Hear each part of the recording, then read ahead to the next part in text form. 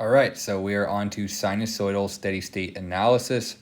Basically, what this means is we are analyzing circuits and they are going to have sinusoidal sources, and they are also going to have other node voltages and branch currents like what we've been looking at in the DC circuits from 220, except now all of our signals are sinusoidal and the circuits have reached a steady state where everything is sinusoidal. So when I say that nothing's changing, I don't mean that the signals are not varying with time. They are varying with time, but they're at a fixed amplitude and a fixed phase now.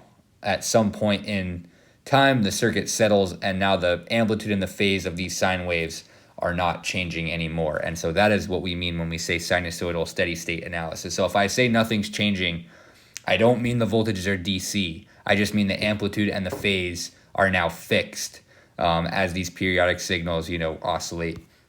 Okay, so first let's overview Kirchhoff's laws again. We definitely know these laws. We can, put a source here. Say I've got some impedances. Of course, this should be pretty straightforward. Kind of just a review, but just showing it in terms of impedances. So I'll just say this is Z1. I'll call this one Z2, and I'll call this one Z3. I'll actually go ahead and just move this down a little bit. And let's say that I've got a source here. Let's call it V1 of t, of course, because it's a function of time. And then my current here that's flowing in my loop, I'll call it I1 of t. And so let me go ahead and label my plus to minuses across my impedances, same way I would if they were resistors. And I can write my KVL expression, right? The sum of the voltages around the circuit is 0. So I would go from plus to minus across my source. Starting here, I'm going this way, okay? So I would write plus V1 of t. I can just drop the plus and just write V1 of t. Then I have a drop across Z1, which is going to be I1 of t times Z1, another drop across Z2, and then another drop across Z3, and I could say that this whole thing is equal to 0, right? Well, I can add all these IZ terms across to the other side, and I can actually pull out an I1 of t, and I would get something that looks like this, which basically is just Ohm's law, where my equivalent impedance is the sum of Z1 plus Z2 plus Z3, which we should be able to see that those three impedances are very obviously in series, so they could be combined into a single impedance. But we obtained this using KVL, of course, taking the sum of all the voltage drops around the circuit, setting it equal to 0. Okay, this is exactly what we did with resistors. So I just wanted to kind of give a little brief review of KVL. I'm going to do the same with KCL. So let's say we have a source, looks something like this. I can draw a resistor or an impedance there, draw an impedance here.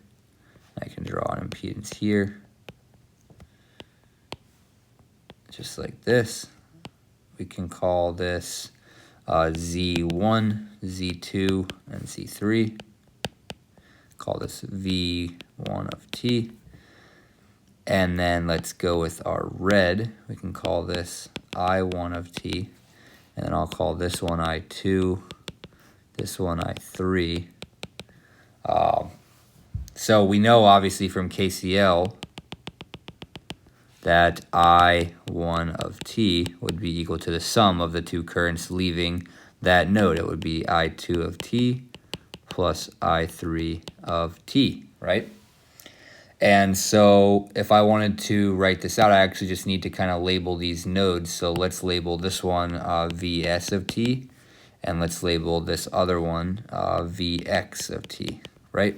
So what I could write is I could say the current through Z1, which would be Vs of t minus Vx of t over Z1, right? The voltage drop across my impedance divided by my impedance is going to be equal to I2 of t, which would be Vx of t minus 0. I haven't drawn ground here, but I could.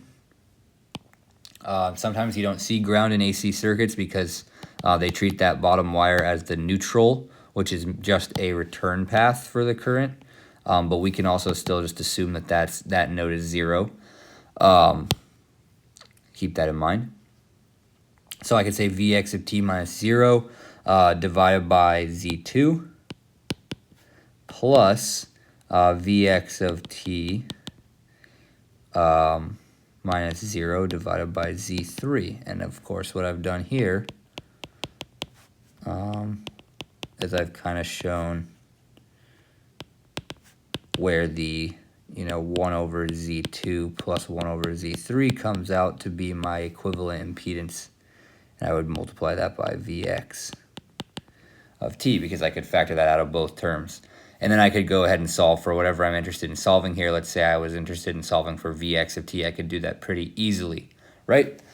Okay, so just wanted to review KVL and KCL, showing that KVL, of course, says that the sum of the drops in a loop is equal to 0, and this says that the sum of the currents into a node is 0.